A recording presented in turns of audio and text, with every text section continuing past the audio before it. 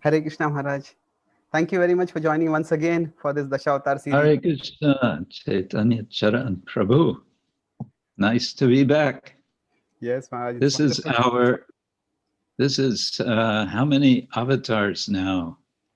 We are on the 8th now, Maharaj. 8th, okay. Yeah. So we have Buddha and Kalki remaining after this, and I think there are different. There's some amount of diversity about which is the 8th avatar. Some places it is Krishna, some places it is Balaram. Yes. So I think we'll focus on Balaram. That's what we had thought of.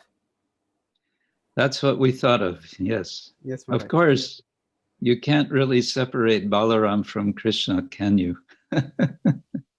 Yes.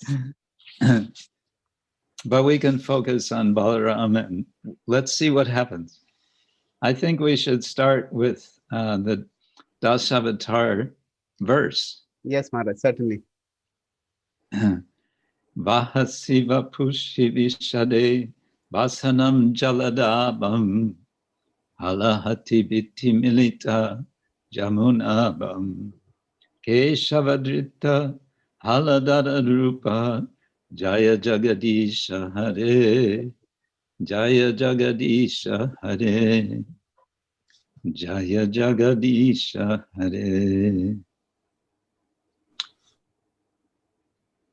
And a translation that I have here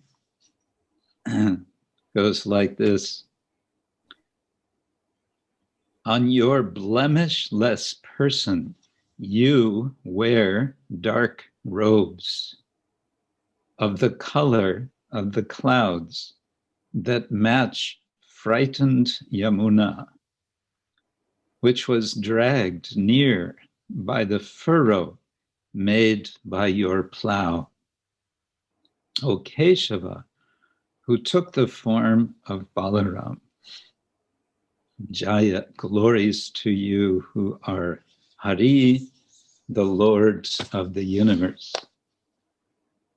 Oh. So we can talk about this pastime maybe a little later. I have one reflection about the dragging of the Yamuna. That may be interesting.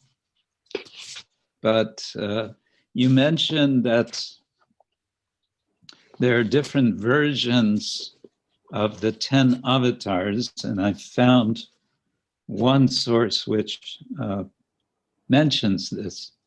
So to be a little more specific, in the Linga Purana, 10 avatars are listed, including as 8th avatar, Krishna. Whereas in the Garuda Purana, it also lists 10 avatars. And Krishna is included, and Vamana is replaced by Balaram, or Baladeva. Okay. And then, of course, the Bhagavatam lists in the first canto several more than 10. It's, 20 some. And then there are other lists with more avatars. The Mahabharata, critical edition, appears to know only Krishna, Baladev, Rama, Dasharati, Vamana, Varaha, and Narasingha. 1, 2, 3, 4, 5, 6. That's Mahabharata. That's interesting. So does the Mahabharata listing actually call them as Dashavatars, or does it you just give the listing? Is the term Dashavatara also used it's over only there? listing, Mahabharata is listing only 6, and it's referring to them as avatars apparently, but not as a collection of, certainly not of 10, because only 6 are mentioned. Yeah. Okay. So last time I think we had discussed that the at least the concept of the Dashavatara was popularized by Jayadeva Goswami's Gita Govinda introduction in our earlier session. Yes. So, and it is mentioned in the Puranas, but as we discussed that there is not necessarily always a list of 10. The Bhagavatam has a much bigger list, and here Mahabharata has 6. So quite often it seems that in the Bhagavatam there are places where when lists are given, the lists are not necessarily they can say they are more indicative than comprehensive. In the sense that recently one devotee is asking me that we talk about the 12 Mahajanas. Why are the gopis not mentioned in the Mahajanas? Or why are so many other characters? Why is Yudhishthir not mentioned among the Mahajanas, or Arjuna not mentioned? So, there is this anecdote of Prabhupada where Prabhupada was asked, one devotee in the morning walk says to Prabhupada, Prabhupada, you are the 13th Mahajan. And Prabhupada laughs and says that you are you become the 14th, something like that. So there's also a purport Prabhupada discusses in Chaitanya Charitamrita that there are, for each class of persons, there are different sorts of Mahajans. He says the demons also have their Mahajans. Oh, okay, that's fascinating. So that means whoever are who are considered influential or exemplary in a particular field will be the Mahajans. Like that area. Okay. So even the Dashawataras, Krishna has what is the Ete Chamsha Kalapumsa, Krishnastu Bhagavan says, Indrari Vyakulamam Rukayanti Yuge Yuge. So that's verse in the second chapter, where it says that there are as many avatars as there are waves in the ocean. Yes, so or waves in a river, but in any case, countless. Yeah, countless. Yeah. Which is interesting because I've always wondered, on the one side, we say that avatars have to be a bona fide avatar. The avatar has to be mentioned in Shastra. And this is our defense against so many claims, or one of the defenses against so many claims that this or that person is an avatar. Yeah. And on the other side, we understand there are many different sorts of avatars, and one of them is Shaktiyavesha avatar. One who is invested with special Shakti. And in the broadest sense, one might be tempted to say that any prominent person in any area, whether it's a sports person or a movie star or a politician or anything, if they're especially prominent, that must mean that they're, so to say, empowered. And then at what point can you say, all right, so we can say this person is Shaktiyavesha. And if we do that, then it seems easier to go along with the idea of the number of avatars being countless.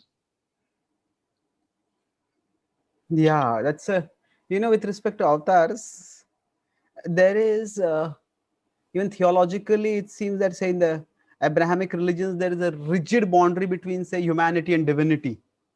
But in our tradition, with respect to the fact that we are all essentially spiritual, sarvam khalmam idam brahma. So that rigid differentiation between humanity and divinity, it is there, but it is not that rigid in a sense, because the whole concept of avatars, and not just one avatar, like not one Jesus, but so many avatars, makes that boundary a little more porous. So going back to your point about this is about scripture as a basis for determining the avatars. What I have found is that in general, with respect to people, it's not that actually when Chaitanya Mahaprabhu is there, nobody is looking at a scripture to see that Chaitanya Mahaprabhu is God. And we don't see that with respect to in Ram Leela or Krishna Leela also, that the characters are in those epics quoting scripture to indicate the divinity of a particular avatar at that particular manifestation of the divine at that time. So it's like we say Prakashanand Saraswati sees Krishna's special form, so does Ramanand Rai and Chaitanya Mahaprabhu. So it seems that scripture may be, whether it is used at that time to determine the avatar, is we don't really have the narratives which indicate that. Of course, with Chaitanya Mahaprabhu and say Chaitanya Charitamrita, you have the issue of where is a particular text recognized as Shastra. So amongst the Gaudiya Vaishnavas, we accept Chaitanya Charitamrita as Shastra, as authoritative. But followers of other Vaishnava sampradayas, they may respect, but they're not going to take it as authoritative. So when we say that an avatar is identified in Shastra, and then we point to Chaitanya Charitamrita, yeah, that's fine for the Gaudiya Vaishnavas. But outside of our circle, we may not get very far. Yes, that's also an issue to consider. Which may be the reason that, how to say, Srila Bhaktivinoda Thakur manifested the Chaitanya Upanishad. Yeah. Upanishads are, there's this genre, there's this sense that if it's an Upanishad, it must be universally recognized. And so, we may not want to say that actually Bhaktivinoda Thakur just wrote the Chaitanya Upanishad.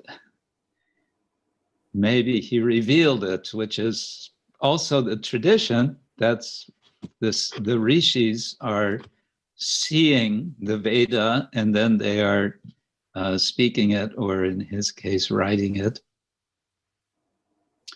And we can say he felt the need for that revelation to come and Krishna fulfilled it. I guess this would be the devotional way to see that.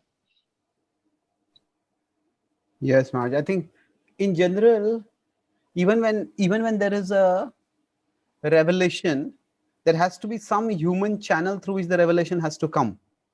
So even with respect to Shrutis, not just the Smritis, but even the Shrutis have to be channeled through some human agent. Yes. So, or, well, human or kind of superhuman, rishis. Yeah, superhuman. So, shall we talk about Lord Balaram? Yes. Yes, certainly, Maharaj. So, I was just, when we read the 10th canto, and then we read some of our Goswami's literatures on the 10th canto, or their elaborations of it, I found that in through Gopal Champu and through Anandandan Champu, we get to know Krishna and Krishna Leela much more, and the characters in Krishna Leela much more. So I find even Krishna's relationship with Balaram, it is explained much more vividly in Gopal Champu than directly what we get from the 10th canto. So in some ways, I felt that the characters of the 10th canto came alive for me after I read Gopal Champu. Yes, of course, the Bhagavatam in many respects is a summary study, if you like, of Krishna's unlimited pastimes, and then the acharyas like Srila Jiva Goswami are expanding. And again, we like to understand that they are responding to their vision, that pastimes are revealed. But maybe before we go to that relationship, there's this explanation of why Balaram appears as the older brother, excuse me, in relation to, or in contrast to Lakshman, in relation to Rama. Now, I won't be able to identify the source of this, but at least tradition has it that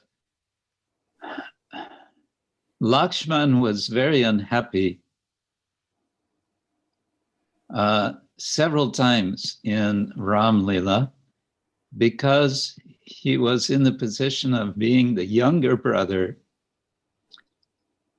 And as the younger brother, it was necessary for him to be obedient to Lord Rama. Yeah. And sometimes being obedient to Lord Rama was extremely uncomfortable situation. Yeah, especially I think 2-3 incidents. One was when, especially the most agonizing was when Ram told Lakshman to be the person to take Sita to the forest and to break that news to her. And even before that, when Ram wanted to go to the forest, and Lakshman was very strongly opposed to it, but he agreed to it. And then later when Sita and Ram, both of them almost chided him during the whole incident involving Sita's abduction. Sita for not going to aid Ram, and Ram chided him for leaving Sita. So, and there's, I think, one more incident that the Agni Pariksha, Ram ordered Lakshman to prepare the fire. Yes, that's true. That's so true. And Lakshman was agonized by this. How could he possibly do this? But he was the younger brother. So all of these activities as younger brother brought Lakshman to the conclusion, next time I appear, I'm going to be the older brother. Oh. Right? And so Lord Balaram appears. Now, another point, though, with Balaram's appearing as the older brother, and we understand this from the 10th canto, and I believe it's explained by Srila Vishwanath Chakravarti Thakur, is that as we know, Balaram, in a sense, had two mothers. His initial development in the womb of Mother Devaki was then, we may say, interrupted, and he was, as it said, transferred to the womb of Rohini. And why was this? Vishwanath Chakravarti says he was in the womb of Devaki in order to prepare the place for the appearance of Lord Krishna. He prepared the womb of Devaki for the appearance of Krishna. Yeah. And that's how, say, the guru prepares the disciple's heart. There's also the metaphorical reading of the whole pastime, where the first 6 children represent the 6 anarthas that are removed from the heart, and then the spiritual master comes and prepares the heart for the disciple to, for the Lord to eventually appear. Yes. Now we could step back further and consider Balaram in terms of tattva as the first expansion of Lord Krishna.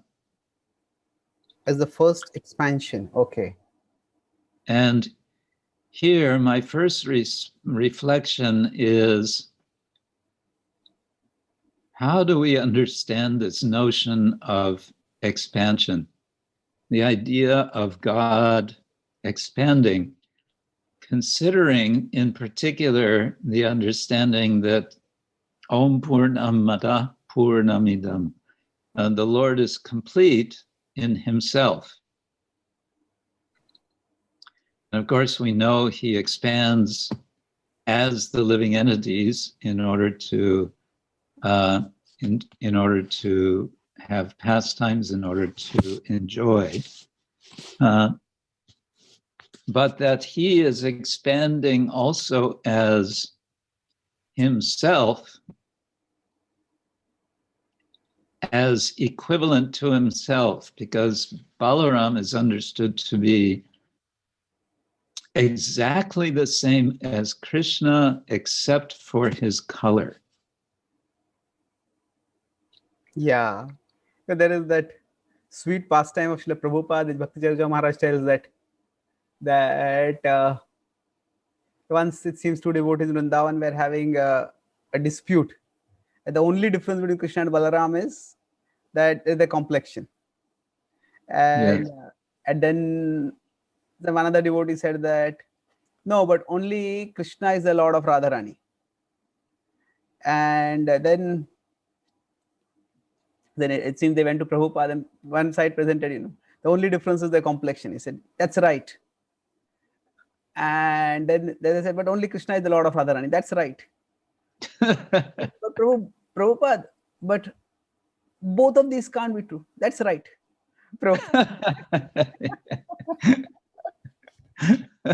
Then, how do you reconcile? Prabhupada, it's at least this is Bhakti Chaitanya Maharaj says that you decide. Something like that. Yes, that you decide.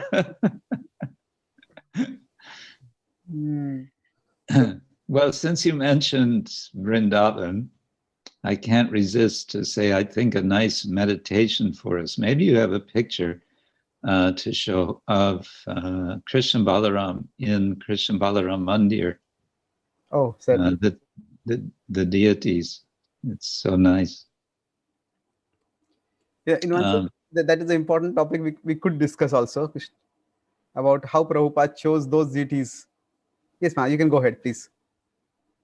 Well, keeping with this more abstract reflection, how is it that the Lord, who is complete in himself, decides to expand himself into a form which is exactly the same as him, except for his complexion, then again, exactly the same, and then again, not exactly the same, as you just said. What is going on with this general notion of expansion? And I think the understanding from Pancharatra, there they are, Shri Shri Krishna Balarama ki Jai.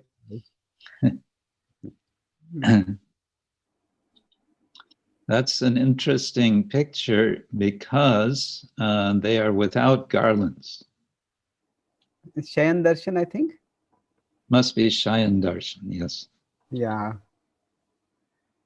I can. Yes, Maharaj. Balaram looks slightly taller than Krishna. Yeah. Slightly. This is somewhat among the various pictures. This is a little, when I found it, I didn't find it, notice it, that's unusual. Normally we have them very ornamented, elaborately ornamented usually. Yeah. Yeah, we could have it. Yes, Maharaj. So, of course, the general principle we understand is that the Lord reciprocates with his devotees, and his devotees, according to their desire, the Lord appears in specific forms. There's a verse in the third canto, I think it's chapter 9, that the Lord appears precisely in that form which the devotee wants to reciprocate with. So that's emphasizing the principle of reciprocation. And so that's the devotional side, but the Pancharatra side of the understanding is, you mentioned before, in the Abrahamic traditions, there's this sense of a huge gap. There's God and there's living beings, or there's human beings, and there's nothing in between.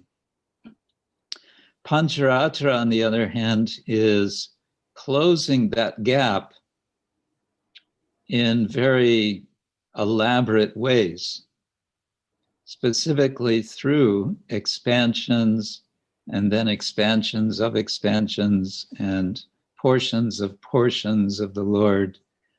And then eventually, there's para, there's vyuha, there's vibhava. Vibhava means avatara.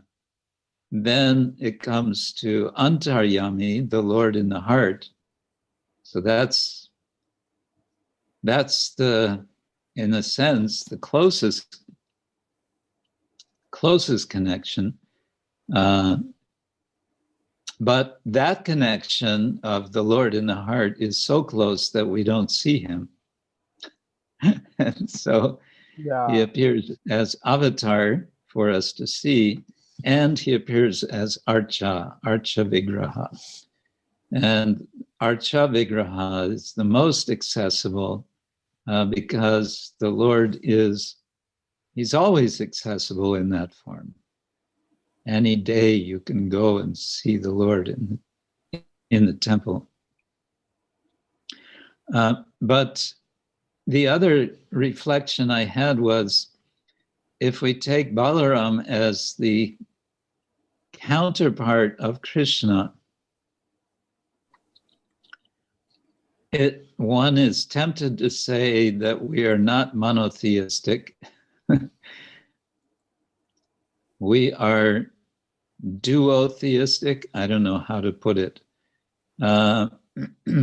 Keeping aside Srimati Radharani for the moment, just Krishna and Balaram, it seems we have two gods. And this is in comparison, but also marked contrast to one religious movement that developed in the West. I think it originated in ancient Iran, in Persia. It was called Manichaeism. Yeah. And the Manichaeists, it was founded by someone named Mani, had the idea that there is a kind of absolute good and an absolute evil, and they are somehow equal in power, and they're forever competing with each other. Okay. Obviously, this is not at all what Krishna and Balaram are about. In fact, Krishna and Balaram are quite the opposite. Krishna and Balaram are complementing each other. And the complement is we can say, paradigmatic friendship. Yeah.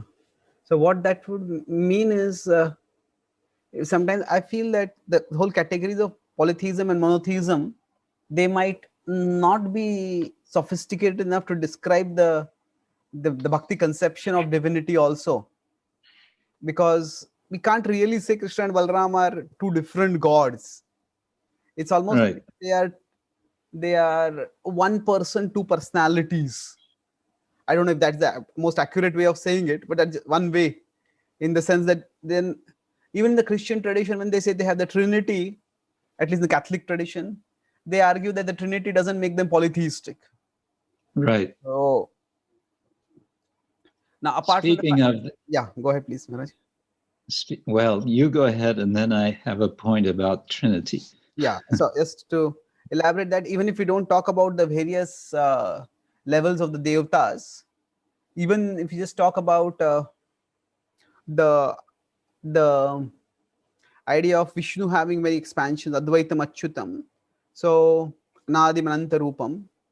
So my understanding overall is that it's maybe trying to fit, whether to call it like whether to somehow in the Western world, the word polytheistic seems to indicate a primitive conception of God. That that you have so many gods and they're fighting among each other. And there are at least some level of Hindus who say that monotheism breeds intolerance, because they say my God is the only God. And so, my father is bigger than your father. yeah, it's a projection of that mentality. Also, Sigmund Freud talks about that. So, but the idea that the Vedic conception is actually much more. So it's so often there are some Hindus who say that our polytheism is the basis of our broad-mindedness, and and monotheism is, some others argue that the Abrahamic religions, they argue that monotheism is actually far more rational, and they often dismiss polytheism as a primitive belief system that is some kind of anthropomorphic projection of nature deities or something like that. Yeah. The Vedic understanding, I don't know whether we could actually fit it into these two categories also. That is just my thought. You can go ahead, Maharaj. I agree. I think that's a very, very well put. And it's these limitations. Yeah, it's interesting how the limitations of the terminology limits the thinking. And therefore the limitation on the understanding of the possibility that God is one who is forever, in all respects, unlimited and not confined to our limited understanding. But aside from that, you mentioned the Trinity, and I was just going to say a few days ago, it was this last Sunday, was Srivas Thakur's appearance day. So we got a little bit into discussion of Panchatattva, and I dared to make a comparison to the Trinity of the Christian tradition. And I pointed out that in Christian theology, they came up with a term because they wanted to avoid this idea of three being indicating polytheism, which is the accusation of Islam against the Christians. They wanted to avoid this, so they're saying, there are three persons of the same God. But then how are they related? So then they came up with the term perikoresis, which is a Greek term, which literally means dancing around. Oh, okay. And dancing around, what do the Panchatattva do? That's amazing.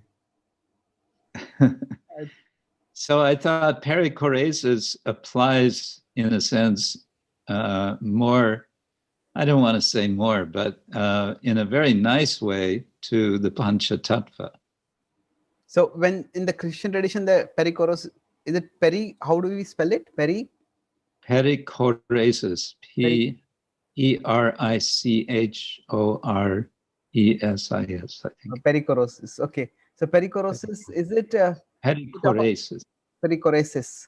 Is it in the sense of they have fun? The three personas they are eternally joyful with each other, or in what sense is it used in the Christian context? Because it's amazing. Yeah, I don't know about that. That's going a further step than I studied. Oh, okay. Because it struck me that Friedrich Nietzsche was quite a trenchant critic of Christianity, and Yeah. he said, "I would believe in a God if he knew how to dance." Yeah. So They're basically seeing the Trinity. They speak about they use the word economy, the economy of salvation, that the three together are sort of working together to save what we would call conditioned souls. That's my very minimal understanding.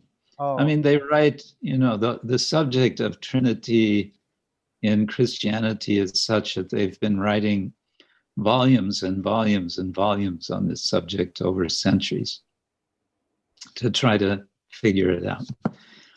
Anyway, I just thought that's interesting to point out in relation to the idea of divine expansion.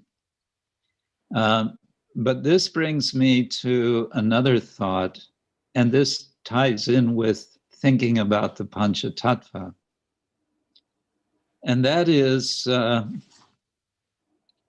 it takes me back to the Leela of Lord Balaram calling Yamuna. And we know this story, and that's mentioned in this verse, Vahasi Vapushi Vishade. So Balaram is a little bit, shall we say, intoxicated on Varani, and he decides he wants to enjoy the company of Yamuna. And Yamuna initially refuses to come because she doesn't want to have anything to do with Balaram because he's in this condition of intoxication. yeah. So then Balaram becomes a little angry, and he takes his plow and he creates a channel. And in this way, he forces Yamuna to come to him. And I was thinking, this is a story, this is a Leela, which I would not want to tell in the presence of present day feminists. True. Actually, there are a lot of pastimes in the Bhagavatam which can be problematic. In fact, I remember at one time in the drama festival, Radha Gopinath Temple has quite a big drama festival, and they did the pastime of Sati, and it was very beautifully enacted. But the end of it was Sati undergoing self-immolation, and there were some Western guests who had come, and they were quite appalled by the whole thing. And the devotee didn't go into getting the philosophical explanation of why she did what. It was more of a narration in the drama. So it can be quite problematic. I agree with you. So, but here is my point is,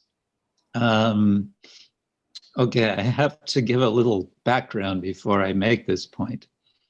I don't know if I should mention this, but I'm in this BBT committee where we have been asked to review editing of Prabhupada's books. It's quite controversial for many people. Yes.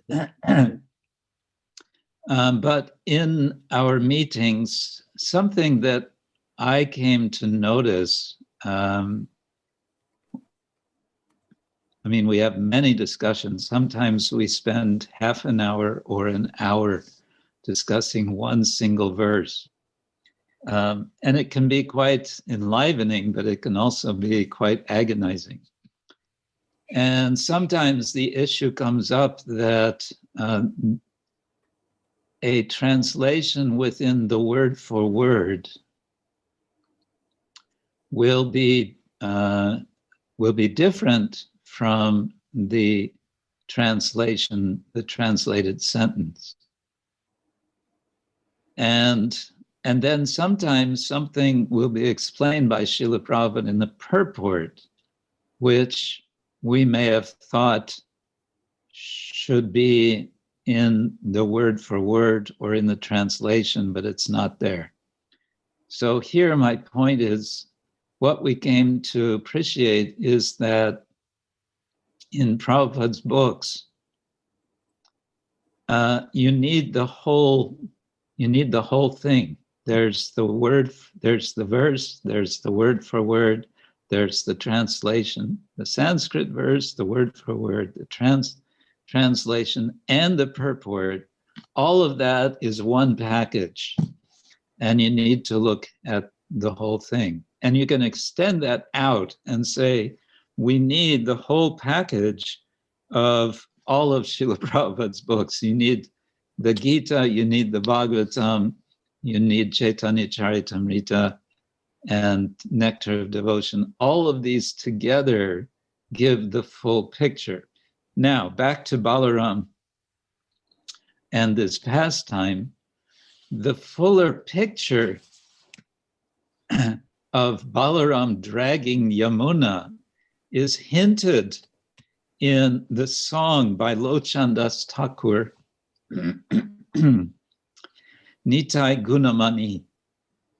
He's glorifying Nityananda, who is, of course, Balaram. So Balaram is, we can say, filling out or completing the avatar. Sorry, Nityananda is he's completing the avatar of Balaram.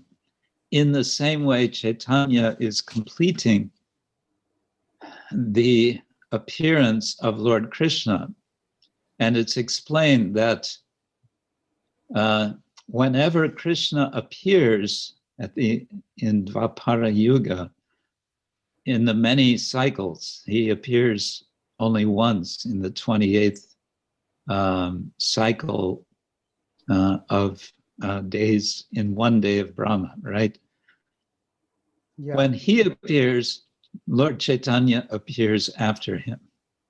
They're a set, they go together. So similarly, when Balaram appears, Nityananda appears. And when Nityananda appears, and this is Lochandas Thakur's song, Nitai Gunamani Amar Nitai Gunamani, Aniya Premer Banya Basailo Abani, Premer Banya Loya Nitai Aila Godadesh, Dubilo Bakatagana Din Hina Base. He, as Prabhupada explains in his translation of this verse, Nityananda Prabhu creates a canal to each and every door. Gare gare bule prema amiyarban. He creates a canal to each and every door. So he's dragging, so to say, he's continuing that pastime, or he's realizing the real purport, if you like, of the Yamuna dragging pastime. So in this way, I felt I can understand the pastime of Krishna dragging the Yamuna. That's of Balaram. That's beautiful. Dragging the Yamuna. So we need the whole picture, otherwise we don't get it. This is an amazing way of looking at it. So what we could say is that sometimes whereas the straightforward way of looking at it can be quite provocative. Maybe straightforward is not the literal, or the literal way of looking at it can seem provocative, but a deeper and a more holistic understanding can be actually very devotionally enriching. It can be sweet and enriching. Yeah, it's amazing. So then So then we need, I think, to try to apply this to all of Krishna's pastimes. To get the full understanding of them, we want to get the full picture. And we do that with the help, especially, in particular, as followers of Chaitanya Mahaprabhu, we get the full picture through the appearance of Chaitanya Mahaprabhu and his teachings given to us in Chaitanya Charitamrita. And his pastimes.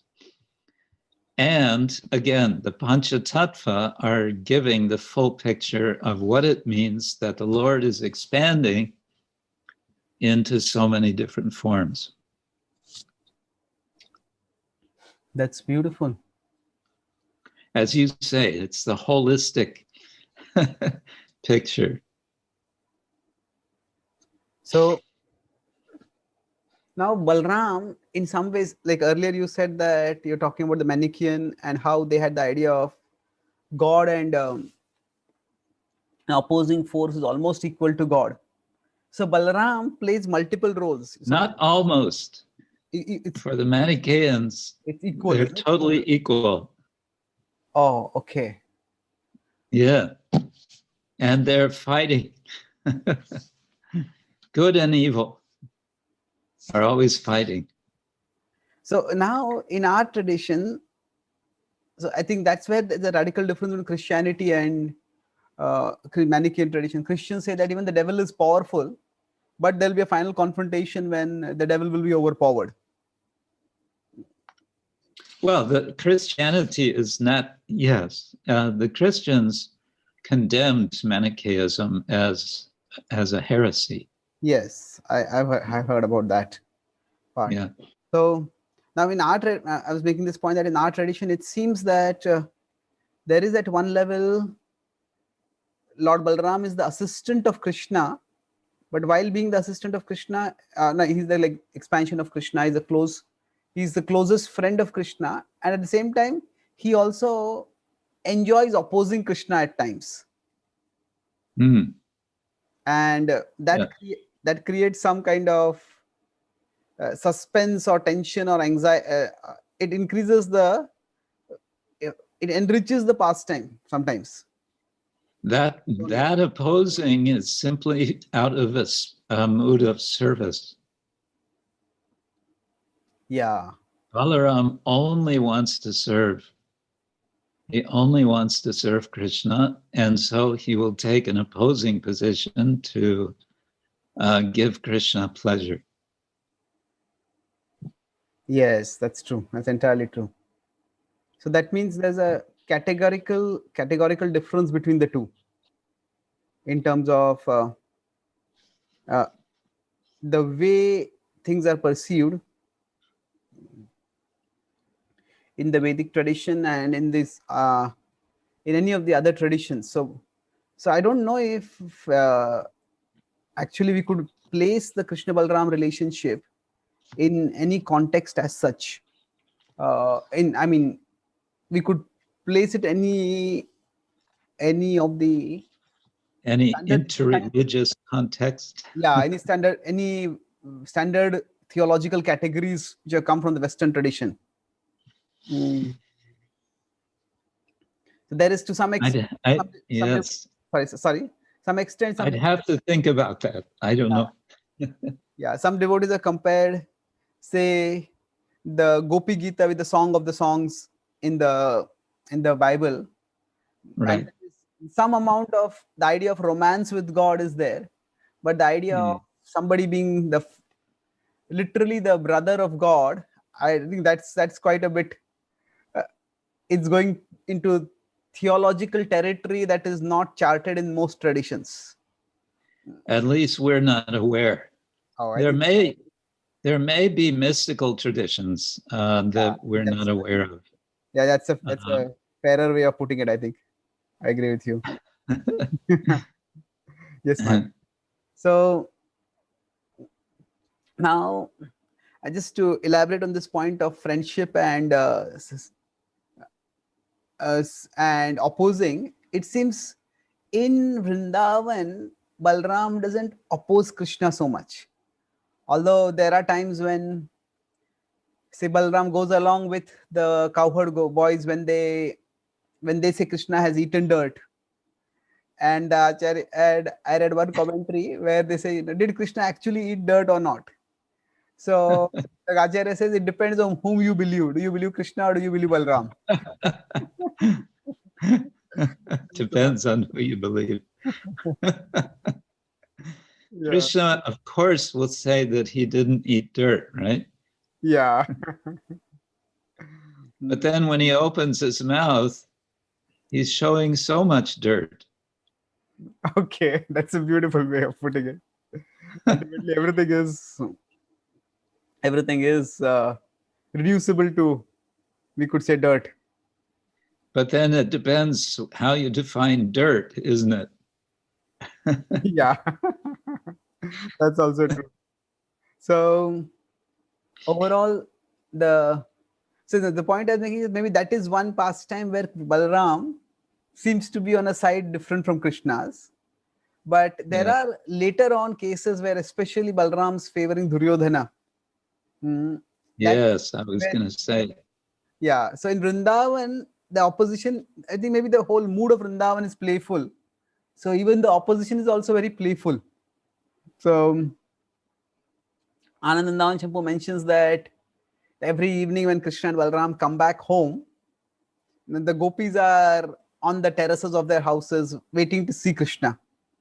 And at that time, Krishna wants to exchange his affection with the gopis by glancing at them, but he feels embarrassed to do so in the presence of Balaram. Yeah. So he acts as if he says, I'm very tired. And he starts walking very slowly. And Balaram says, come on, let's go home and let's bathe and we'll have food. He says, I'm tired, you go ahead. And then Balaram goes ahead. And then it's as if Krishna feels liberated. Krishna has sweet loving exchanges with, just by glancing, he accepts the gopis' love and he offers them his love through his glances. Is that in Gopal Champu? That is in Anandandavan Champu, Maharaj. Oh, Ananda Vrindavan Champu, yeah. So there is that restraining influence to some extent because of he being the younger brother. But the serious opposition I don't see anywhere in Vrindavan Lila at all. In Vrindavan, Krishna is praising Balaram. Oh, yes. And that's a famous verse that they're walking in the forest and Krishna is admiring the forest and he points out the trees, how they're bending down, offering respects to Balaram. And I just read, I think it's in the commentary, that that Krishna wanted to praise all the the trees and the birds and everything of Vrindavan, but he realized if he's only praising them as such, then Balaram will think that he's kind of actually praising himself because they're doing this for him, or they are the way they are for him. Don't know where I saw this. And so Krishna praises Balaram by saying they're doing all of this for you. They're bending their branches and they're offering their flowers and fruits in worship of you. But in any case, as you said, it's sweetness and it's lightness. What was the word you used? It's all kind of playfulness. Yeah, it's playful. And I think his praise is also playful. But it's friendship, and It's the primordial friendship. I love that word, primordial friendship. Okay, that's beautiful. So because it's Balaram who is the first expansion of Krishna. And it's Balaram who is creating, who is manifesting the Dhamma so that all these pastimes can take place, the playful pastimes, the fighting pastimes, everything. So Balaram is facilitating everything Krishna does by creating the Dhamma, manifesting the Dhamma. And then Balaram himself is there to aid, to support Krishna's pastimes, and to manifest. From him is also expanding all of the gopas. So the friendship, the playful friendship with the gopas, that's all happening through Balaram. So he's the primordial friend. And at the same time, he's the older brother. Yeah. The Balram plays multiple roles. In fact, the whole spiritual world is also said to be like an expansion of him. So he is, so among the various roles he plays, and so especially in Vrindavan, he is, I like what you said, primordial friend who facilitates all friendships. In fact, he's there in all rasas also. I think he's Anang Manjari, she's her expansion, his expansion. He's serving in Vats in Madhuri Ras also from that perspective. That's what I've read. So now there are, if we go from Vrindavan, so it seems that there are some incidents, like I said, we can talk about Duryodhana, but even before that also, so I'd say it with Duryodhana itself. With respect to Duryodhana, there are 2-3 incidents where there is in the beginning when I think he wants Subhadra to marry Duryodhana, and Krishna wants, or even Arjuna and Subhadra, both of them want to marry each other, and Krishna supports them. So that is probably the first incident where the difference comes out directly. So in that, it does seem as if, now I've read contemporary renditions of the Mahabharata, and they do it in different ways. So for them, they say that it is not just, they don't see it from a transcendental perspective. They say that it's Krishna is trying to strengthen the Pandavas by forming alliances. And one such alliance for the Pandavas is with the Dwarka kingdom. So whether that alliance will be with the Pandava side or the Kaurava side. So, but the Bhagavatam does clearly say that Subhadra favors Arjuna, and she is not very pleased with the idea of marrying Duryodhana, and that's why when Arjuna takes her away, that's the Gandharva Vivaha in that tradition. So when they takes her away, it is the way Krishna pacifies Arjuna, Balram, is by saying that actually Subhadra was at the helm of the chariot where Arjuna was fighting. So in that sense, Subhadra had a full consent. So just picture that scene.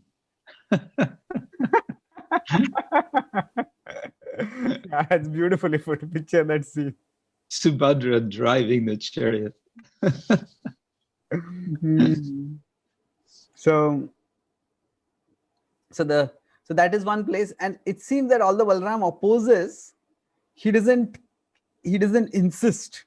There is some kind of argument, counter argument, but it doesn't go for too long. Yeah, that was one point I had in mind. So what is your understanding, Maharaj, of, is it just to increase the flavor, or there is anything else why Balaram goes on the side of Duryodhana? You know, Krishna is always accomplishing many things simultaneously. But certainly somewhere in the forefront of the story is the increase of enjoyment. There's some relish there. There's some kshatriya, there's this, the whole kshatriya spirit in the Mahabharata is, I'm a tough guy. I'm, he-man. I'm strong. So it's all these kshatriyas who are proving themselves to other kshatriyas in so many ways. Especially Duryodhana and his side. Yudhishthira is very different.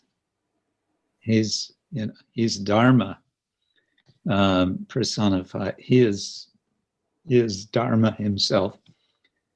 And Arjuna is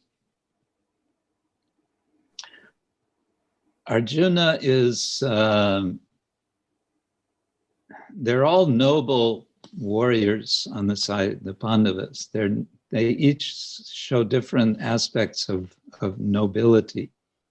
But how it is that Balaram is on the side of Duryodhana is, to me, a bit of a mystery. Except, of course, the fact that when you get to know someone through some common service, naturally you become friends.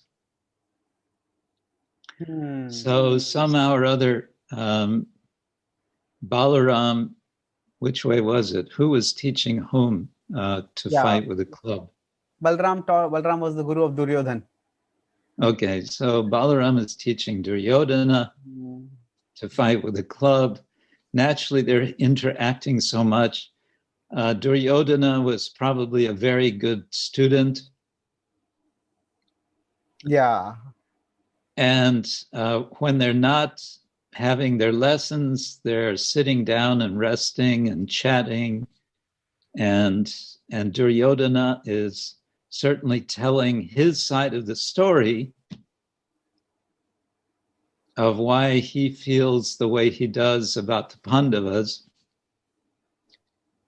And we can guess that sometime he confessed to Balaram how crushed he felt when he was embarrassed in the palace of the Pandavas by the interior design tricks, that embarrassed him when Draupadi and the other women laughed at him. All of that he may have confessed to Balaram, and Balaram may have sympathized with him and said, yeah, actually, it's not fair. It's not fair. That's quite a very reasonable inference. I remember reading in the Mahabharata that initially when the Pandavas are exiled to the forest, Krishna and Balaram come to meet them, and Krishna is furious and so is Balaram at the way Draupadi has been treated. But then after the exile gets over, and then there is some negotiations about how to move, discussions among the Pandavas and their supporters about how to go ahead. So at that time, Balaram seems to have strike a very cautionary note, and he says that Yudhishthira, nobody forced Yudhishthira to gamble, nobody forced him to lose everything. He voluntarily participated in the gambling match. It was he who put Draupadi at the stake. So he said, you have to acknowledge your faults, and you have to strike a conciliatory tone. And the Pandavas are a little surprised at that time, because they realize that they don't have the full throttled support of Balaram. And it seems that in the 13-year exile initially and in between, like what you said, probably after meeting the Pandavas, Balaram went and met, Balaram and Duryodhana probably must have met, and Duryodhana told his side of the story. And from his perspective, he was the wronged person, and what he did was just to get even, rather than he was insulted, and that's why he insulted her back, whatever it was, explanation. So that's is all Kshatriya mentality. there's some offense, and then there's revenge, and then it's back and forth. That seems to be, and it's the end of Dvapara Yuga, so Dharma becomes more and more obscure, and so they can't work it out except by fighting. But speaking of Balaram taking sides, I think here we need to remember that during the war, what does he do? He leaves and he goes on pilgrimage. And in this way, he actually takes a neutral position. Yeah, and in fact, it seems that because, I don't know whether it is because, but it is even Krishna at least nominally takes a neutral position by saying, I will not fight. Although he does a lot without fighting. He does a lot without fighting. He fights with his words. Yeah. But Balaram is completely absent. He's abhava. He's completely absent, which is interesting. And I've sometimes thought that Balaram is therefore a very nice model for devotees whenever we encounter conflict amongst devotees, or any kind of conflict, opposing parties. That's when we do well to remember and take shelter of Balaram, who goes on pilgrimage when the fight comes. That's amazing. And that also will vindicate, or that's similar to what Chaitanya Bhagavat says, that when when there are two Vaishnavas having any kind of fight, don't take sides. Yes. That's quite a remarkable thing to think about. I never thought of Balaram in that sense. And the Bhagavatam's narrative also is such that the Mahabharata war is going on and the Bhagavatam doesn't talk about the Mahabharata war much. It focuses more on the incident between how Balaram goes on pilgrimage and he kills the demons, and how what all he does during that, it is described over there. So yeah, because the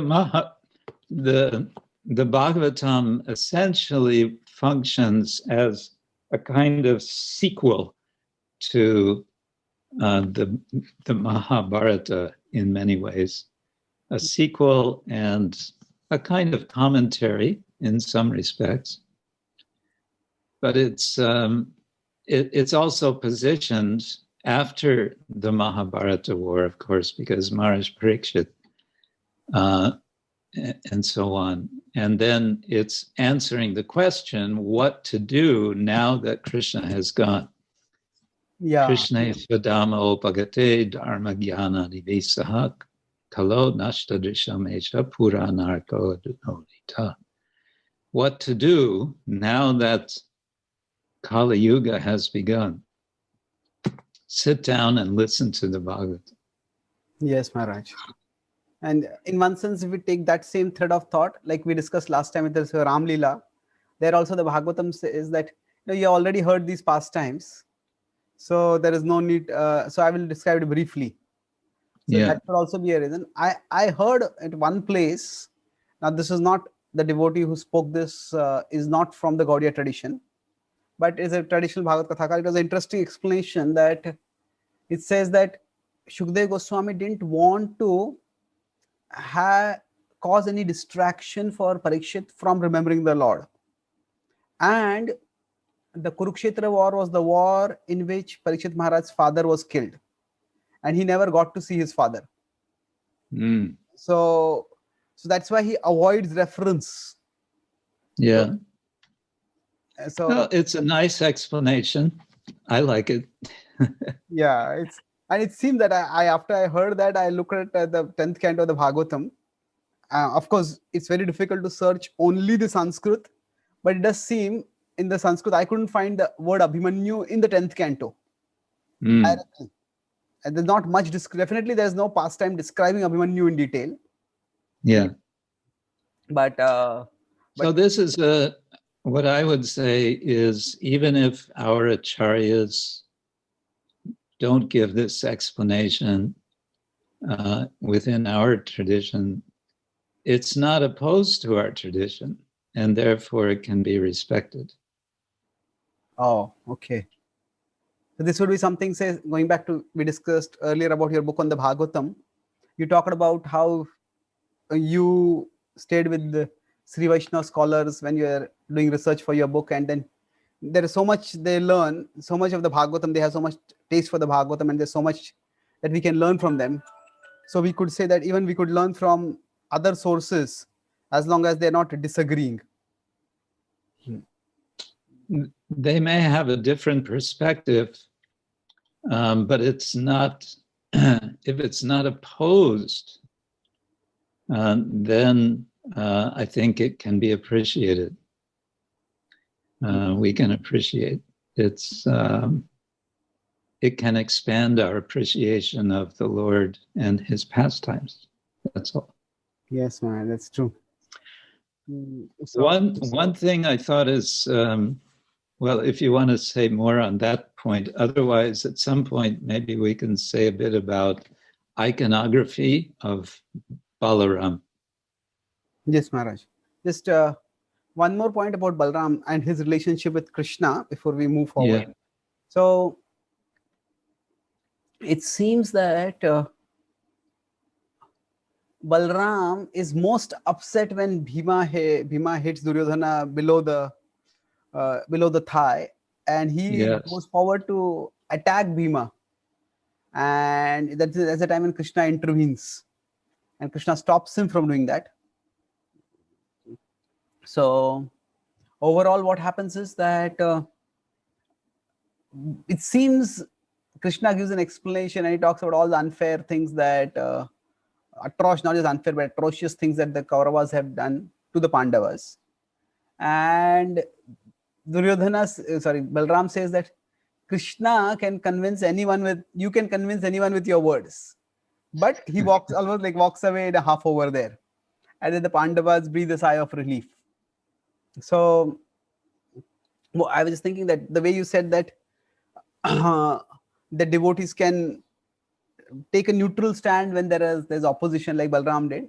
But this is also another example that there can be strong differences of opinion which are not resolved, but still that doesn't adversely affect the relationship itself. So there is no lasting animosity between Krishna and Balaram, despite their quite strong differences of opinion about particular issues. So I think, yes, and also this makes me think of the pastime of Jagai and Madai, with Nityananda, who is Balaram, stopping Chaitanya, who is Krishna, from killing Madai. Or was it? And so it's kind of inverse.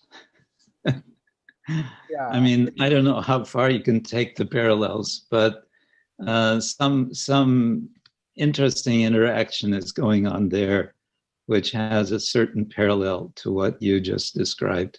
That's definitely true. In fact, it's like that the song about Nityananda, Akaro the Paramananda Nityananda Ram. So Akaro, he never gets angry. Akroda, yes, he never gets angry. And that's quite different from both Lakshman and Balaram. Yes. Lakshman gets angry quickly, although he subordinates anger to Ram's will. And Balaram also is, in one sense, known for his getting angry quite quickly. Yes. Yes, Maharaj. So, yeah, you wanted to talk about iconography, Maharaj? Well, just very briefly, nothing so specific except thinking back again to deities. We see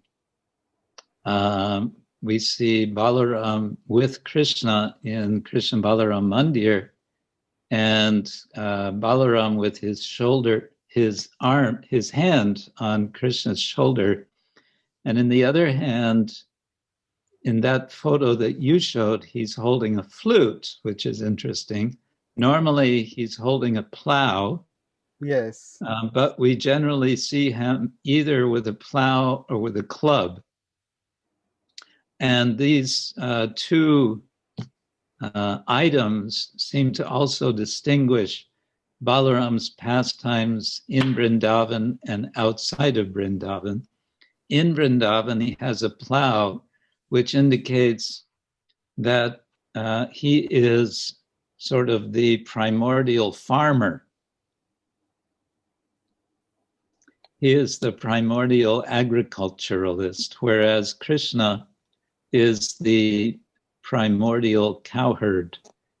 And what Krishna holds is simply a flute, but also a cowherding stick and a rope and so on. And Balaram has the plow because what do farmers do? They plow the field. Oh, okay. That's true. So you're talking in terms of iconography of what all Balaram carries and how it is depicted.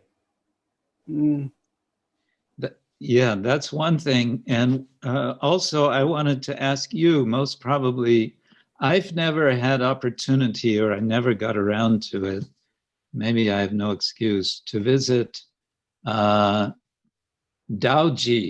in Braj, the deity in Gokula of Dauji. You have certainly had darshan of Dauji.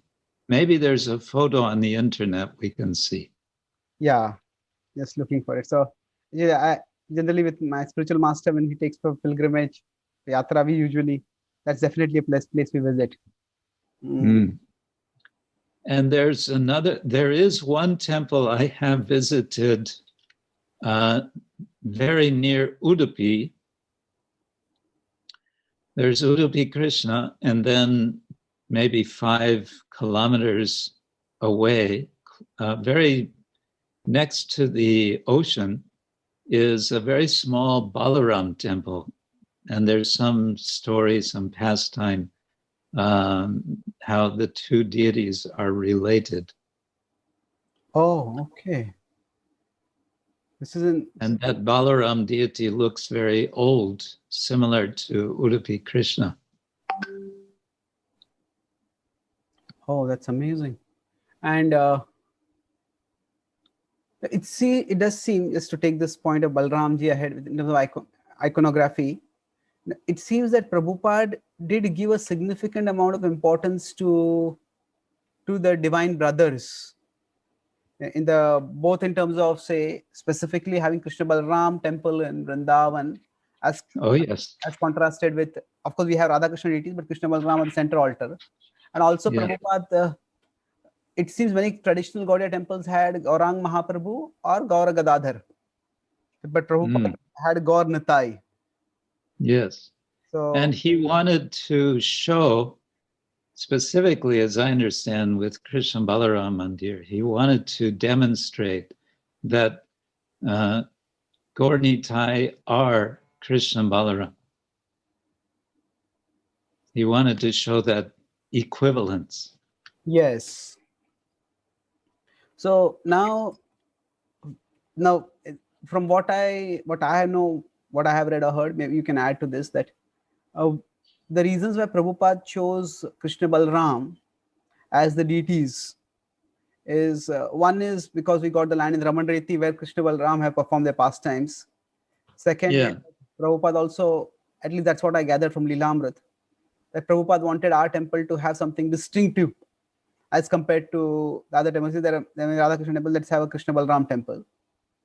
And there are some songs, this is of course in one sense, we could say speculative, but there are some songs when Krishna talks about, where Prabhupada is saying that, I want to know what is in Krishna's lunchbox.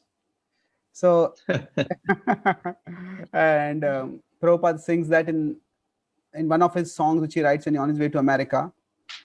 I think his vision of preaching in the, not Markine Bhagavad Dharma, the other song. So that could also be a reason. But what are your thoughts about this, Maharaj? Why not both, or all reasons? So many reasons can be there. Yes, that's true. I always understood it was specifically connected with it being Raman Reti. Yeah. But there can be multiple reasons.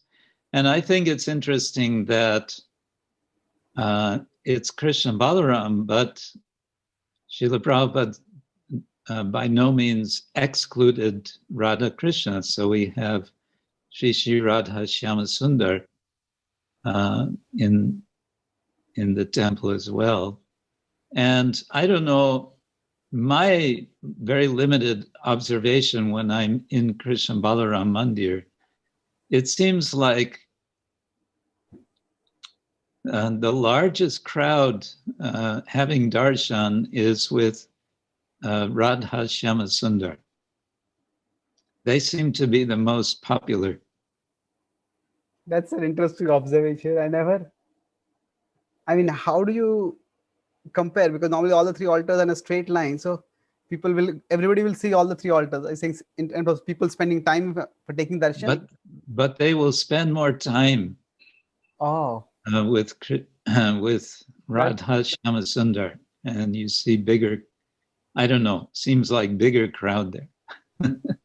That's a beautiful observation.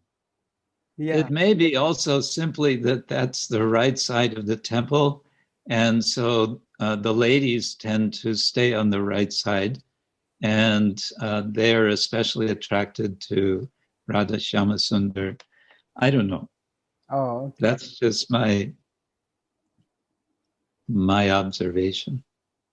Yes, Maharaj. So now in terms of are Krishna Balaram temples that way also either a part of the broader Gaudiya tradition or Krishna Bhakti tradition? Is to have worship of Krishna Balaram? Yeah, you mentioned in Udupi, which is it, Krishna Balaram or is it specifically Balaram? What you mentioned? It's just Balaram. Balaram, okay. But he's associated with Udupi Krishna. Oh, okay. But he is maybe 5 kilometers or so distant. But there's some story, some connection there. 5 kilometers. That's significant. So yeah. I think the name of that place is Malpa, if I remember right. It was so many years ago I was there. And we just visited very briefly.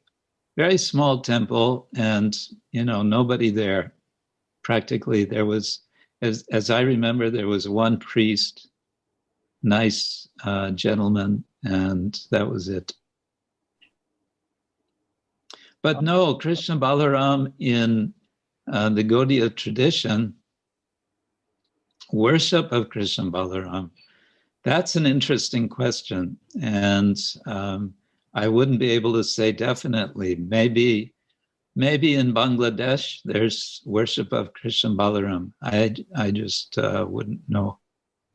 So otherwise, we can say Srila Prabhupada has made a transcendental innovation. Yeah, it's transcendental innovation. So, but are there Balaram deities at all? Not, say, none of the Goswami's temples. I believe when you are writing your book on deity worship, there are not. You study the deity worship in Radharaman temple, I believe, and other temples there quite extensively. Yeah. So, are there Balaram deities there in Vrindavan in the Goswami's temples, or they're not to my knowledge? There's one Balaram Revati temple in Jaipur that I know of. It's not an old temple. It's how to say, it's within one of those sort of shopping complexes upstairs. It's up on the second floor. Something like Radha Vinodilal in Jaipur.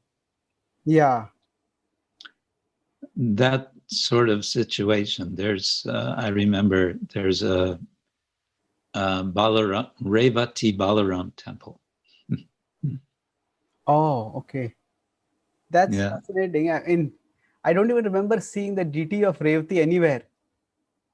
That is Revati Balaram temple. Okay. Yeah, this is unusual.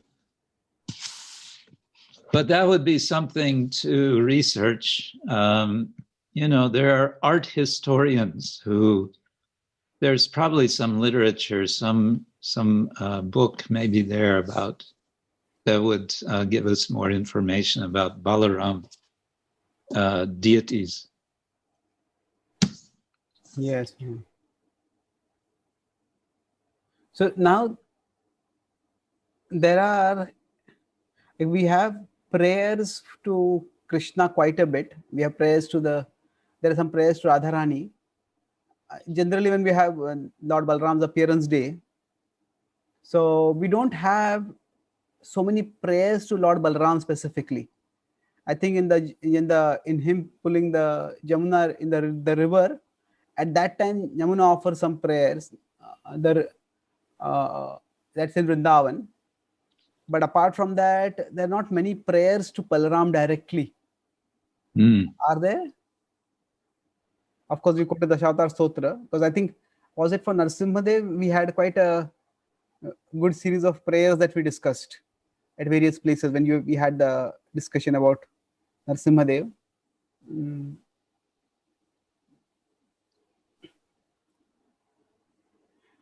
then when we offer more research is required.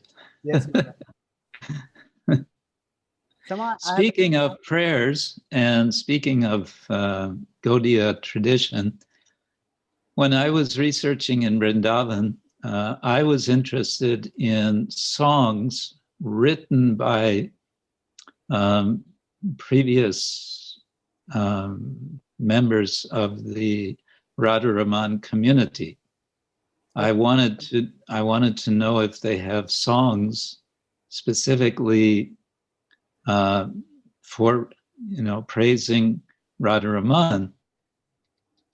And it took quite some time, but I finally was given access to one of the Goswami's private libraries, and I was able to find 2 or 3 small printed texts with several songs dedicated to Radharaman. But I also found out, and this was, I can't remember how, it was quite indirectly, that I found out that one lady had done a doctoral research project on Gaudiya Vaishnava songs in Brajabhasa language. Gaudiya Vaishnava Brajabhasa songs. And then I was able to contact this lady. She lived in Jaipur, and I went to Jaipur and I met her. And we had a nice conversation on many topics. And I was eager to get a copy of her doctoral dissertation. And she said, well, it's been printed, published as a book. And you may be able to find, she said, I'm sorry, I don't have any extra copies to give you, but you may be able to find a copy in such and such bookstore in downtown Jaipur. So I went to this bookstore and I showed the shopkeeper the title and I asked him, do you have this book? And he just kind of shrugged his shoulders and said, like, maybe. That's funny. And he sort of motioned to the books. And this was for India, an unusually large bookstore. Not a modern style, but still quite large. It was a quite large wall of books. And he just sort of gestured like, you can go and look, good luck. They didn't have any inventory? That's amazing. This was a small, it was no, I don't think And he didn't seem to care whether he had it or not, whether he could sell the book or not. Oh So he God. just gestured. But then the funny thing was that I thought, okay, well, let me look. Maybe I'll find it. And within like, as I remember, it was like within 2 or 3 minutes, I spotted the book. It jumped out at me. I mean, I'm not a native Devanagari reader, but still, I saw this book. There it was. And I was so happy to get this book. So I just wanted to point out that there's so much in our tradition yet to be researched. And that's what we're doing with the Bhagavata Purana Research Project. That's one thing we're doing, is, sort of digging up all sorts of resources connected to the Bhagavatam. Oh, okay. And that's just one aspect. And of course, now comes my little plug for Bhaktivedanta Research Center. That's also what is going on in the BRC in both now Kolkata, and we have also in Mumbai. And as I understand, it's also opening a branch in Pune. Oh, okay. I didn't know that. Yes, this is the latest news. And it looks like we may be having some research developing in Puri. Oh, with Madhvanand Prabhu over there or separately? It'll be connect. Yes, Madhavananda will certainly be involved, Madhavananda Prabhu. But there's some new potential connections. I don't have any specifics, but connections with the temple management proper, the Jagannath temple. Oh. So I can't say anything beyond that, but some interesting possibilities seem to be opening up. Oh, I think that's a big thing, because till now the Jagannath temple, we have had a somewhat difficult relationship with them. Yeah. That's wonderful to hear, Maharaj. So I'm going to have to kind of come to an end. Yes, Maharaj, I'm mindful of your time. Today. I'll try to summarize quickly. Should I try that? Please. Yes, please do. So today we discussed about Balaram, but before that we talked about how there are different listings of the avatars, and Mahabharata lists 6, and we discussed how these listings may be more indicative rather than exhaustive, like the listing of the acharyas, and you mentioned how Prabhupada also said there can be acharyas in various fields. Then with respect to Balaram, we overall discussed, you mentioned the concept of expansions and how that doesn't really fit into the idea of, is it monotheistic, is it polytheistic? We may need a new category to actually explain this. And in some ways, the idea of the Christian Trinity, where it talks about dancing, so that can become, that is actually manifested in a beautiful way in the Panchatattva also. So both the intimacy and the multiplicity of relationships that God has as revealed in the Bhakti tradition, that does seem to be remarkable. So the idea of God having a brother is who is as powerful as him, almost not different from him except for his complexion. That is remarkable. So in the Manichaean tradition, the idea is that there is a evil which is equal to God, and that is considered heresy in the Christian tradition. But if there is, Balram sometimes plays a contrary role, so that there can be more reciprocation of relationships. That contrary role is more playful in Vrindavan, where, for example, Krishna stealing, has Krishna eaten dirt or not?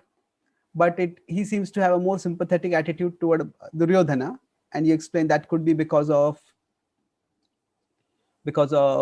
he having taught Duryodhana, and Duryodhana being a good student, and he hearing Duryodhana's side of the story more. And that can also be for Krishna. It was as spices Krishna's pastimes a little bit more through the opposition.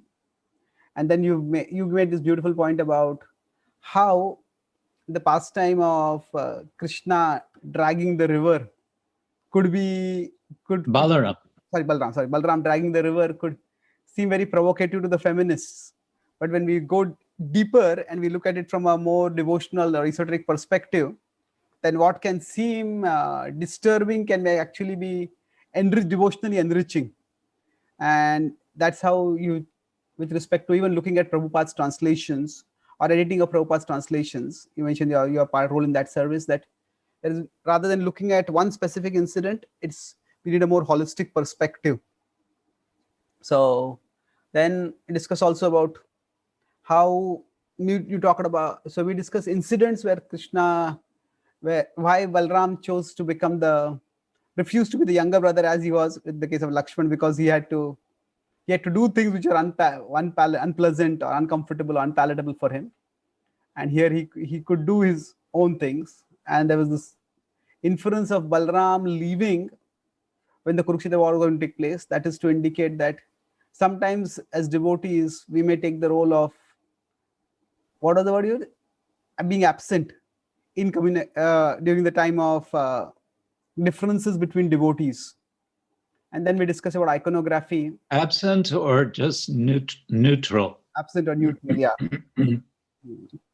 So, and then about, say, the Bhagavatam not describing the Mahabharata war because it might disturb hearing about Abhimanyu might disturb Parikshit Maharaj. That may not be in our Acharya's our tradition, but it's not opposed, so it can be accepted. And then we discuss about the iconography toward the end, and the Dauji temple, and then there is the temple in Udupi. So it seems it could be Prabhupada's devotional innovation to have a Krishna Balaram temple so there could be various reasons. One is that it's in Raman Reti, and it is also that it could be distinctive. It could be Prabhupada also sings about the Sakhya Rasa in his songs, and it could be all reasons also, we can say that. And then we discuss the contrast between Sri Nityanand Prabhu and Balaram, that whereas Balaram is known to be short-tempered, Nityanand Prabhu is not short-tempered. And whereas when Balaram was attacking, you made that beautiful contrast that when Balaram was attacking Bhima, Krishna intervened. And when Chaitanya Mahaprabhu was attacking Jagai and Madai, it was Nityanand Prabhu who intervened. So there is that devotional contrast between the two of them. Then their moods, and you mentioned about how there's a lot of scope for research, and there are specific prayers about Balaram, more temples of Balaram. You mentioned the temple in Udupi also, and then the Dauji temple. And then the remarkable way in which you found this book about Gaudiya songs in Vraja Bhasha, and how the BRC is trying to preserve and share the various ways in which the Bhagavatam's legacy is available for us. So thank you, Maharaj. Anything you would like to add in conclusion? I think we should not end without mentioning the very important statement in the Upanishads, which I won't be able to quote completely, but it's Nayam Bala Hinena Labhya. Oh, beautiful, yes. That we understand Bala not just as material power, but spiritual power. That without the mercy of Balaram, there is no spiritual power. We will not have spiritual power, and therefore our prayer to Balaram, and I think this is always nice to remember in remembering Lord Jagannath Subhadra Balaram. And of course, in the Maha Mantra, There was that debate some devotees had. Does Rama refer to Ramachandra or to Balarama? And Srila Prabhupada resolved that also in a nice way of saying it refers to both.